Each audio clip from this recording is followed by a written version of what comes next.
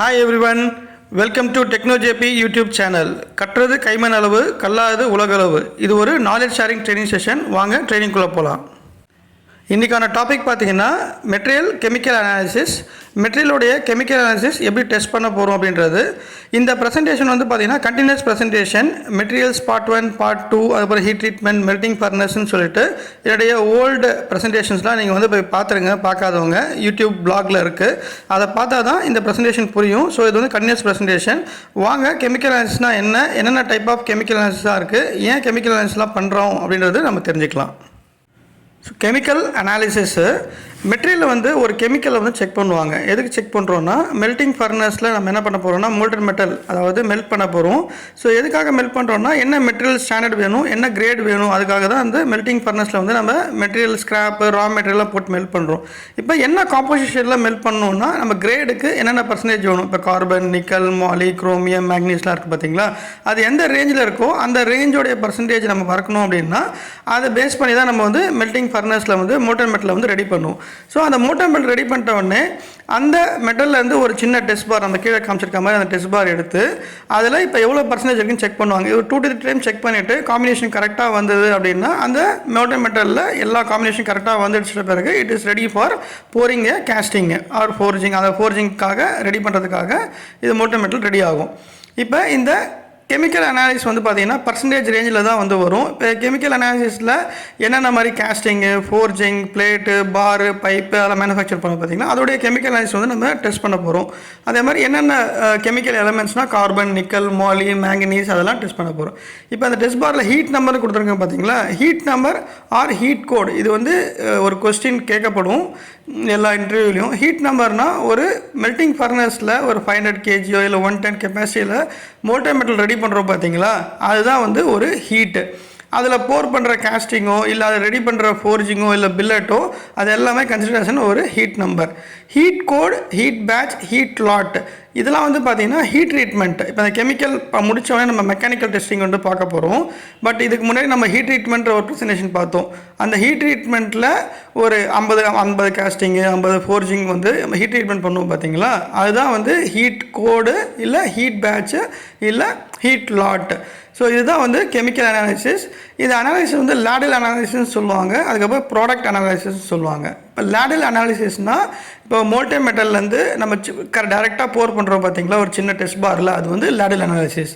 இப்போ அதே வந்து ப்ராடக்ட் அனாலிசிஸ்னால் இப்போ நம்ம ப்ராடக்ட் கேஸ்டிங் வந்துருக்கு, ஃபோர்ஜிங் இருக்குது, மெட்டல் இருக்குது, அதுலேருந்து ஒரு பீஸ் எடுத்து நம்ம டெஸ்ட் பண்ணுறோம் அப்படின்னா இது வந்து ப்ராடக்ட் அனாலிசிஸ். இப்போ கெமிக்கல் அனாலிசிஸ் பற்றி தெரிஞ்சுக்கிட்டோம். இப்போ கெமிக்கல் அனாலிசிஸ் வந்து எப்படி நம்ம டெஸ்ட் பண்ணுறாங்கன்ற டிஃப்ரெண்ட் டைப் ஆஃப் மெத்தட் வந்து நம்ம பார்க்கலாம். இந்த கெமிக்கல் அனாலிசிஸ், கெமிக்கல் டெஸ்டிங் என்ன மாதிரி மெத்தடில் பண்ணலான்றத பார்க்கலாம். ஃபஸ்ட்டு மெத்தட் வந்து வெட் மெத்தட், இட்ஸ் ஓல்டு மெத்தட், இப்போ கன்டினியூ பண்ணிகிட்ருக்காங்க.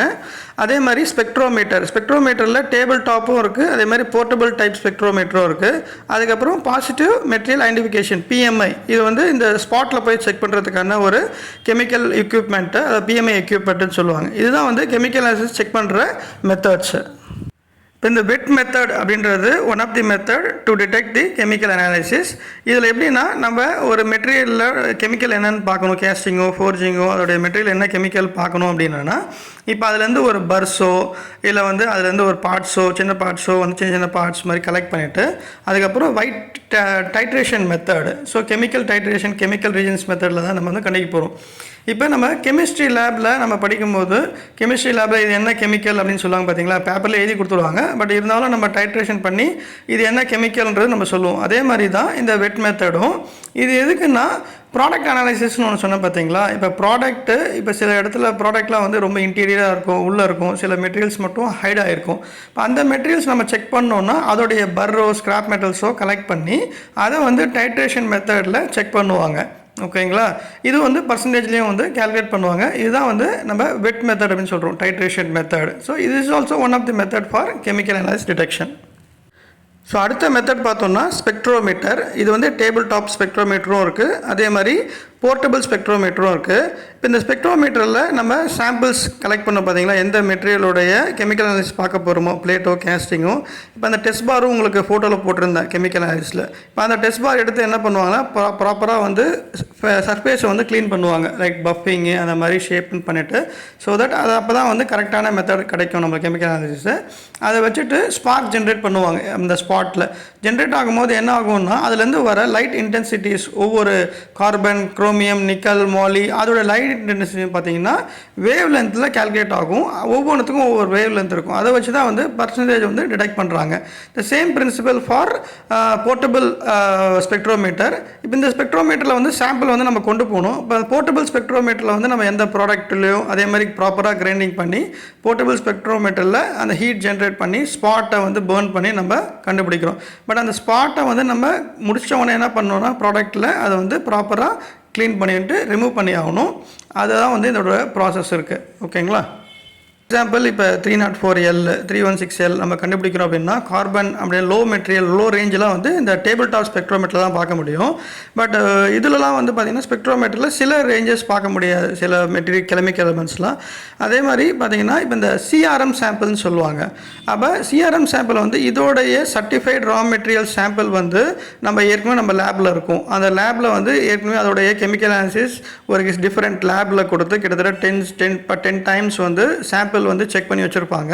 அந்த சாம்பிள் நம்ம ஃபஸ்ட்டு ஸ்பெக்ட்ரோமீட்டரில் செக் பண்ணிவிட்டு அதோட ரேஞ்ச் எல்லாமே கரெக்டாக வருதான்னு வெரிஃபை பண்ணிவிட்டு அதுக்கப்புறம் நம்ம என்ன பண்ண போகிறோம், அதே இப்போ 304 நம்ம செக் பண்ண போகிறோம்னா அதே 304 சிஆர்எம் சாம்பிள் எடுத்து செக் பண்ணிவிட்டு அதை வெரிஃபை பண்ணிட்ட பிறகு தான் வந்து நம்ம என்ன சாம்பிள் வைக்க போகிறோமோ அதை வந்து செக் பண்ண போகிறோம். ஸோ இதுதான் வந்து இந்த ஸ்பெக்ட்ரோமீட்டர்லேருந்து ஒரு மெத்தட். நம்ம அடுத்த மெத்தடை நம்ம பார்க்கலாம். அடுத்த மெத்தட் பார்த்தீங்கன்னா PMI, பாசிட்டிவ் மெட்டீரியல் ஐடென்டிஃபிகேஷன். இந்த ப்ரெசன்டேஷனை கடைசி வரைக்கும் பாருங்கள், இன்ட்ரெஸ்டிங் ப்ரெசன்டேஷன். ஸோ உங்களுக்கு பிடிச்சிருந்துன்னா நீங்கள் லைக் பண்ணுங்கள். அதே மாதிரி உங்கள் நோன் பர்சனுக்கு ஷேர் பண்ணுங்கள். ஸோ நாலேஜ் ஷேரிங் செஷன் அவங்களுக்கும் தெரிஞ்சுக்கிட்டோம். அதே மாதிரி நீங்கள் வந்து சப்ஸ்கிரைப் பட்டனை ப்ரெஸ் பண்ணுங்கள். நீங்கள் பார்க்குறதும் இல்லாமல் சப்ஸ்கிரைப் பட்டனை ப்ரெஸ் பண்ணிங்கன்னா எனக்கு ஒரு மோட்டிவேஷனாக இருக்கும். இது எப்படின்னா நீங்கள் ஹெல்ப் டு ஹெல்ப், அதே மாதிரி சப்போர்ட் டு சப்போர்ட், அதே மாதிரி மோட்டிவேட் டு மோட்டிவேட். ஸோ அதே மாதிரி நோட்டிஃபிகேஷன் பெல் பட்டனை ப்ரெஸ் பண்ணுங்கள். ஸோ தட் நெக்ஸ்ட் ப்ரெசன்டேஷன் வந்து உங்களுக்கு நோட்டிஃபை ஆகும். So positive material identification PMI equipment, இது ஒரு ஹேண்டி எக்யூப்மெண்ட். இது எதுக்குன்னா நம்ம பைப்லைன் வந்து ஷோரில் இருக்கும், ஆஃப் ஷோரில் இருக்கும், அங்கெல்லாம் போய் செக் பண்ணணும் அப்படின்னா இந்த ஸ்பெக்ட்ரோமீட்டர் கொண்டு போக முடியாது. அப்போ இந்த PMI மிஷினை வந்து நம்ம கொண்டு போகலாம். அதே மாதிரி ஸ்கிராப் மெட்டல்ஸில் இருக்கிறது என்ன டைப் ஆஃப் ஸ்கிராப் அப்படின்னு கண்டுபிடிக்கிறதுக்கு, அதே மாதிரி ஒரு லாட் ஒரு 100 நம்பர்ஸ் இருக்குது, 200 நம்பர்ஸ் இருக்குது, அதில் எதனா மிக்ஸ்அப் இருக்கா, இப்போ சில 316 304 மிக்ஸ்அப் இருக்கா, அந்த மாதிரி கண்டுபிடிக்கிறதுக்கு, இல்லை வேறு ஏதோ ஒரு மெட்டீரியல் இன்கோன் 625 இன்கோன் 825 எதனா மிக்ஸ்அப் இருக்கான்னு கண்டுபிடிக்கிறதுக்காக இந்த PMI மிஷின் வந்து யூஸ் பண்ணுறாங்க. இதோட பிரின்சிபல் வந்து ஐசோடோப்பும் அதே மாதிரி பார்த்தீங்கன்னா எக்ஸ்ட்ரா ஃபிலமெண்ட் யூஸ் பண்ணி இந்த பிரின்சிபல்ஸ் இருக்குது. சேம் பிரின்சிபல்ஸ் ஆஃப் ஸ்பெக்ட்ரோமீட்டர் எப்படின்னா இந்த ஸ்பாட்டை வந்து பேர்ன் பண்ணி அதில் இருக்க லைட் இண்டஸ்ட்ரீஸ் வேவ் லென்த்தில் கன்வெர்ட் ஆகி என்ன பர்சன்டேஜ்ன்றது நம்மளுக்கு சொல்லும். ஸோ பாசிட்டிவ் மெட்டீரியல் ஐடென்டிஃபிகேஷன் இதில் வந்து என்ன ஒரு சின்ன ட்ராபேக் அப்படின்னு பார்த்தோம்னா மெட்டீரியல் ஸ்டாண்டர்ட்ஸில் இருக்கிற ரேஞ்ச் இருக்குது பார்த்தீங்களா, அந்த ரேஞ்சோடைய ஒரு 10% டாலரன்ஸ்குள்ளே தான் இந்த PMIயோடைய வேல்யூ வந்து மேட்ச் பண்ண முடியும்.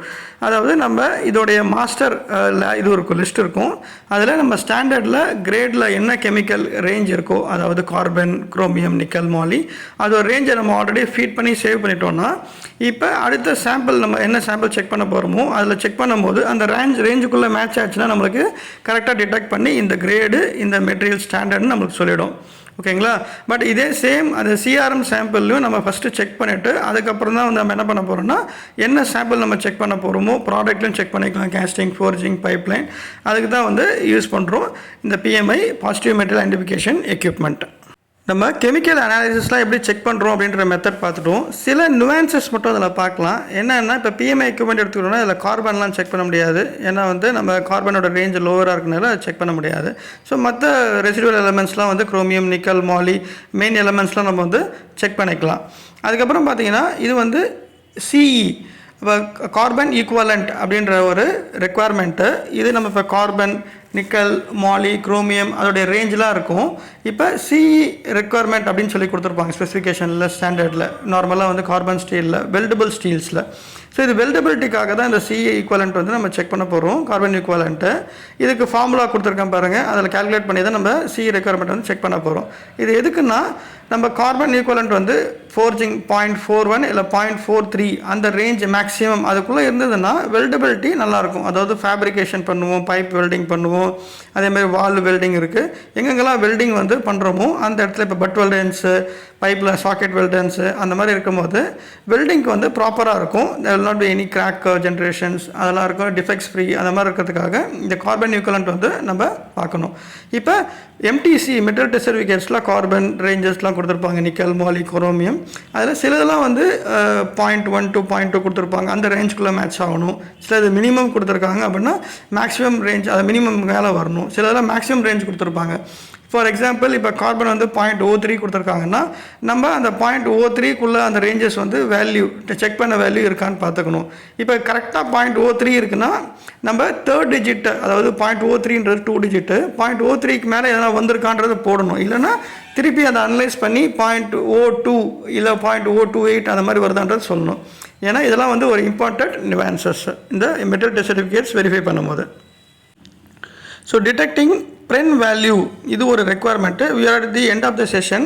ஸோ இன்னும் சில நியூவன்சஸ்லாம் சொல்கிறேன், இன்சைட்ஸ்லாம் சொல்கிறேன். ஸோ கவனமாக பாருங்கள். இப்போ ப்ரென் வேல்யூன்றது பிட்டிங் ரெசிஸ்டன்ஸ் ஈக்குவலன்ட் நம்பர்.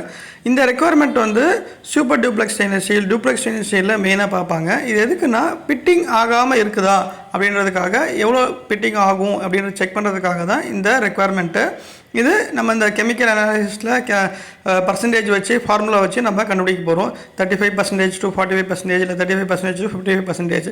எவ்வளோ ஹையாக இருக்கோ அவ்வளோ அளவுக்கு வந்து இது பிட்டிங் ரெசிஸ்டன்ஸ் வந்து நல்லா இருக்குது அப்படின்னு அர்த்தம். ஸோ பிட்டிங்னா என்ன அப்படின்னா, ஒரு மெட்டீரியல் வந்து நம்ம தரையில் வச்சுட்டோம் அப்படின்னா அந்த கல்லோ இல்லை அதர் மெட்டீரியலோ இல்லை ஃபாரின் மெட்டீரியலோ என்ன ஆகும் அப்படின்னு பார்த்தோம்னா அந்த ஒரு மாதிரி ஸ்பாட் மாதிரி க்ரியேட் ஆகும், சின்ன சின்ன பள்ளமாக க்ரியேட் ஆகும் மெட்டீரியலில். இப்போ அந்த மாதிரி க்ரியேட் ஆகிடுச்சுன்னா அந்த இடத்துல இம்பேக்ட் வந்து அதிகமாகும், ஹார்ட்னஸ் அதிகமாகும், சம் டிஃபெக்ட்ஸ் கிராக் டெவலப் ஆகிறதுக்கு சான்சஸ் ஆர் தேர்.